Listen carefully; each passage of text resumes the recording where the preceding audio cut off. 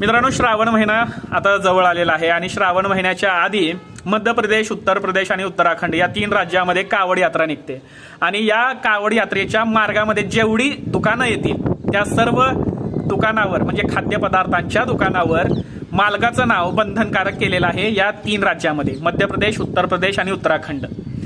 त्यांना जाणून घ्यायचं आहे की कोणत्या धर्माची लोक कोणत्या धर्माच्या लोकांकडून जास्त खाद्यपदार्थ विकत घेतात।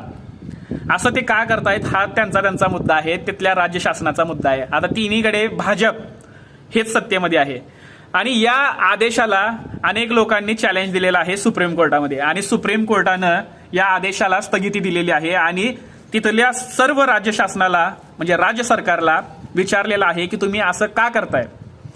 दुकानावर खाद्यपदार्थांच्या दुकानावर माणसांची नावं म्हणजे मालकांची नावं बंधनकारक का करताय, असा आदेश का दिलात, असं कारणे दाखवा नोटिसा तिन्ही राज्य सरकारला दिलेला आहे।